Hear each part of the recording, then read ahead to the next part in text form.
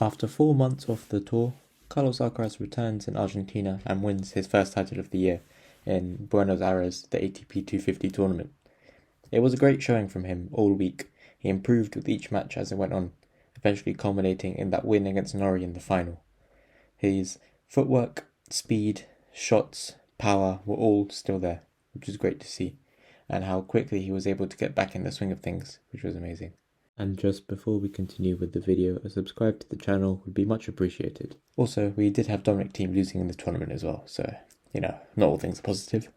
But Alcaraz, it's great to see him back on the tour. Obviously, any injury hiatus always takes a little bit of time to transition back into the swing of the tennis season.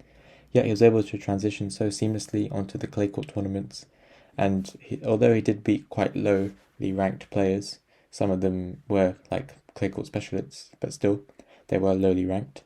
So this tournament was mainly just the final against Norrie. That was the main flagship match of the tournament. But there was other players like Mazzetti and stuff who did lose earlier on, who could have been a problem for Alcaraz, potentially, if they had met in the semi-final or the final. I don't know what the exact draw was. But yeah. So, Alcaraz wins it all in Buenos Aires, and then in the ATP 500 tournament of the year, of which Alcaraz decided to skip in favour of practicing clay, so he could play in Rio next week and defend his title from last year. So, in the Rotterdam tournament, Medvedev showed his class by beating Jannik Sinner in 3 thrilling sets. The first set was really close, very high quality tennis in that first set, with Sinner winning 7-5. However, Daniil just showed the legs to keep going, keep getting every single ball back that Sinner hit, and it ended up 6-2, 6-2 in those final 2 sets, with Daniil basically just whacking his backhand against Sinner's backhand, and for some reason Sinner not approaching the forehand as much as he should have, which gave Daniil lots of time to use his world-class backhand to dictate the points, and obviously wear Sinner down physically, which might seem to be a problem for Sinner if he does play a lot of these long matches, because he is tiring out quite quickly. But Medvedev is back in swing, maybe. He's back in the swing of things, and hopefully that is the case, because he is definitely not at the ranking that he should be. He should definitely be a higher ranked tennis player. He doesn't deserve to be outside the top 10, which now he has climbed back into thanks to those 500 points he got from the Rotterdam final. And then there was also Delray Beach, but I don't think many people watched it as the other 2 tournaments, because there wasn't really a narrative there. Like, I guess the 500 everyone should pay attention to, and then Alcaraz was returning in Argentina, so that was another reason to watch Buenos Aires. But Delray Beach, not that important to some people anyway. But Taylor Fritz did win that. Another great tournament title for him. Just still establishing that he deserved to be in the upper echelon of the rankings.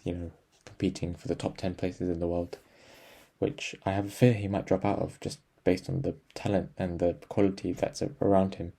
So he does need to keep winning all of these tournaments, and especially defend those Indian Wells points in the coming weeks in order to remain in those high rankings. But I have no doubt that he'll put in the effort, as we saw in the Breakpoint documentary. He did want to play that final, although he was advised not to do it, he still did it. Now we have Rio this week, as well as Doha and Marseille, so another 3 tournament week. And he did also pressed against Sonego, against saving match points in that match. So that was already a nice early popcorn match in Doha.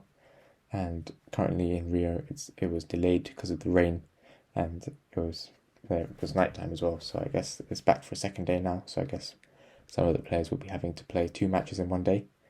So basically, like every clay court tournament ever that doesn't have roof on the courts.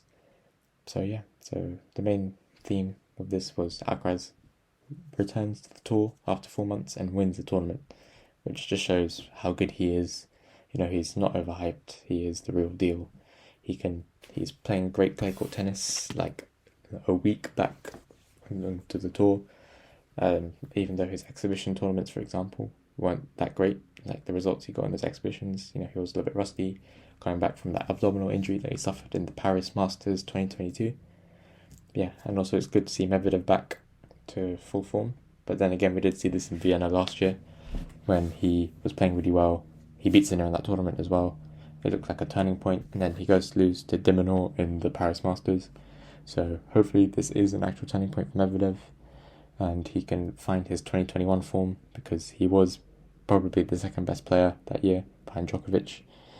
And you could also make an argument that even Berrettini could have been the second best player in 2022, because Djokovic knocked him out of all the slams. Well, not all of them, not Australian Open, but French Open, Wimbledon final, and US Open quarterfinal. So hopefully Berrettini can return to that form that he was in 2021. And Taylor Fritz, he has to keep performing how it is.